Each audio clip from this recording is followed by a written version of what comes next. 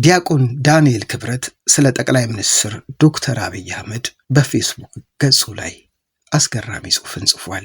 ጠቅላይ ሚኒስትሩን የገለጸባቸው ነጥቦች አነጋጋሪ ሆነዋል። በተከታይ እሱን እናቀርብላችሁ። ላለፉት 8 ዓመታት የማውቃቸው የአብይ 8 ገንዘቦች እኚህ ናቸው በማለት ዲያቆን ዳንኤል ክብረት ጽፏል። የመጀመሪያው ቁጭት ነው። የኢትዮጵያን ታሪኳን ያነበበ፣ ቅርሶቿን የጎበኘ፣ ተራሮቿን የወጣ፣ ዋሻዎቿን የመረመረ፣ መስጊዶቿን፣ የአብያተ ክርስቲያኗን ውስጥ የሚያውቅ፣ በዚህ የተነሳም የኢትዮጵያ ኋላ ቀርነት ድህነትና ተዋርዶ ስለሚቆጨውም ኢትዮጵያን ወደ ትክክለኛ ቦታ ለማድረስ የሚለፋ ይሏል ዲያቆን ዳንኤል ክብረት። ይቀጥላል። የኢትዮጵያ ድህነትና ኋላ ቀርነት እንደሚቆጨው መሪ ንጋቷን ሳያይ ታሪኳን ሳይቀይር ገናናነቷን ሳይመልስ ለዓይኖቹ እንቅልፍ ለሽፋሽፍቶቹ እረፍት የሌለው ከድህነትና ከኋላ ቀርነት ጋር የተጋባ ቃል የገባላትን ያመነበትና ለኢትዮጵያ ይጠቅማል ያለውን ቀለፍቶ ሌት ተንከራቶ ሳያሳካ በቃኝ የማይል የትም መቼም በምንም ሁኔታ ከዓላማው የማይዛነፍ ከኋላ ያለውን እየተወ ከፊት ያለውን ለመያዝ ያለ ማቋረጥ የሚዘረጋ። ሶስተኛው ልቡ በአምላኩ የታመነ የአንበሳ ግሳት፣ የሌት ወፍ ጩኸት፣ የእባብ ፉጨት፣ የእንቁራሪቱ ማሽካካት ምንም የማይመስለው ሁሉም ከአምላኩ በታች መሆኑን የሚያምን በባህሩ ላይ ሲራመድ ማዕበሉን እንዳይፈራ ዓይኑን ከፈጣሪ ላይ ያልነቀለ ሁሉን የያዘ ማንም የማያሸንፈውን የተጠጋ የማይለወጠውን የተማመነ ዋጋን ለሰሪ ድልን ለፈጣሪ የሚሰጥ። አራተኛ ትጋት ከድህነትና ከኋላ ቀርነት ጋር በገባው የተነሳ ትጋት እግሩ ልፋት ባቡሩ የሆነ ቀን እንደ ሰራዊት ሌት እንደ መላእክት ሲለፋ የምታየው ፕሮጀክትን እንደ ልጁ ስራን እንደ ወዳጁ የሚያይ ሕዝብ አዳም እንደ ቤተልሔም ሰዎች ሲተኛ እሱ እንደ እረኞቹ ወደ ፕሮጀክቶቹ ሌት የሚገሰግስ።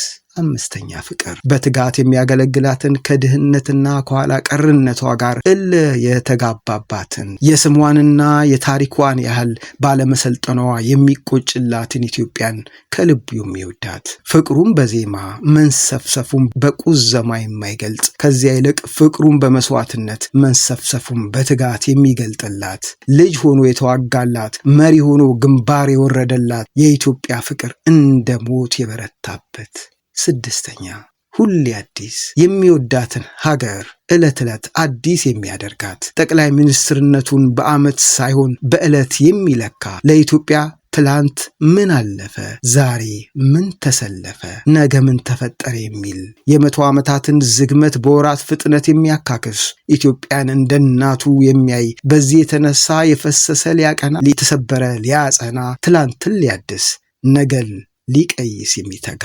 ሰባተኛው ፈጠራ ፍጥነት ቁርሱ ፈጠራ ትራሱ በፍቅር እንደመር በይቅርታ እንሻገር ከቢሮ እስከ ሀገር አረንጓዴ አሻራ ገበታ ለሸገር ገበታ ለሀገር ገበታ ለትውልድ የሌማት ትሩፋት ጽዱና አረንጓዴ ሀገር ዲጂታል ኢትዮጵያ የምግብ ሉዓላዊነት 5 ሚሊዮን ኮደርስ የኮሪደር ልማት ኢትዮጵያ ታምርት ሀገር በቀል ኢኮኖሚ ሪፎርም ወዘተ 8 ዓመታትን እንደ 800 ዓመት የሰራበት የማንም የሁሉም አወላለዱ አስተዳደጉ የትዳር ሕይወቱ የእምነት ጉዞ የባህል ስሪቱ የአገልግሎት መንገዱ የሁሉ የሆነ በዚህም የተነሳ የማንም የግል ንብረት ያልሆነ ከሁሉም ያለው ለሁሉም የሚሰጠው ያለው የኢትዮጵያ ለመሆን የተሰራ በአንድ ሳጥን ሊቆልፉት የማይቻል አማካይ ለመሆን የታደለ እውነት እልሃለሁ የምናውቀው እንናገራለን፣ ያየነውን እንመሰክራለን እንዲል መጽሐፉ ዲያቆን ዳንኤል ክብረት ከጻፈው የተወሰደ